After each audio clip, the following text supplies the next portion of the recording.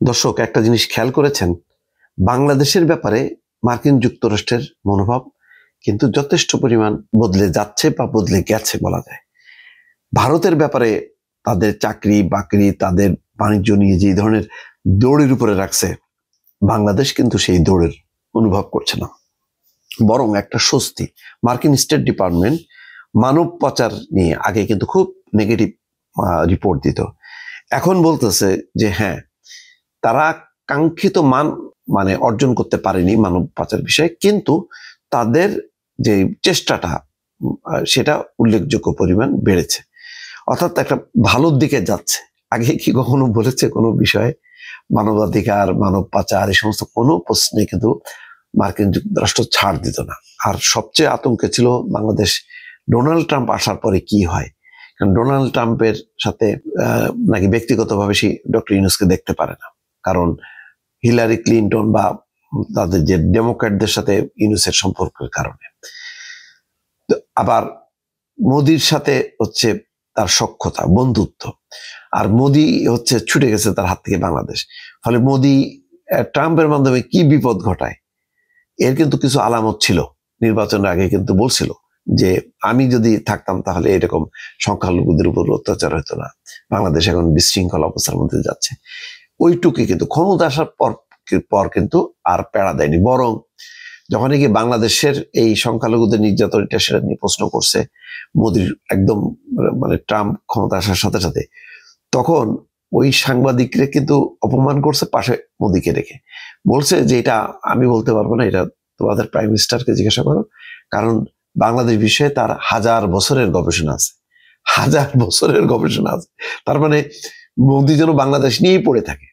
এটা কিন্তু খুব নেগেটিভ ভাবে উত্তর দিচ্ছে, এইটা কিন্তু হজম করতে হচ্ছে। তারপরে তো 50% শুল্ক, তারপরে চাকরি, যে ভিসার সেই উচ্চ মূল্য, $1,00,000 সব মিলায় বিপর্যস্ত, ওষুধ শিল্প, তারপরে নিষেধাজ্ঞা কিছু কোম্পানির, সবকিছু মিলায় কিন্তু ভারত যে পরিমাণ প্যাড়া অনুভব করতেছে বা দৌড়ের উপর আছে, বাংলাদেশ কিন্তু সেটা নাই। দহরম মহরম বেড়ে গেছে দৃশ্যমান। গতবার যেমন ডক্টর মোহাম্মদ ইউনূস গেল, জো বাইডেনের সাথে বৈঠক করলো, এবার বৈঠক হয়নি জেডি ভ্যান্স ভাইস প্রেসিডেন্টের সাথে না, মার্কো রুবিও পররাষ্ট্রমন্ত্রীর সাথেও না, কিন্তু তারপরও কিন্তু একটা নীরব একটা পাচ্ছে, সাপোর্ট পাচ্ছে, যেটা যথেষ্ট সরব সাপোর্ট পাচ্ছে যেমন পাকিস্তান, তারপরে কিন্তু বাংলাদেশে পাকিস্তান 19% শুল্ক, বাংলাদেশ হচ্ছে 20%।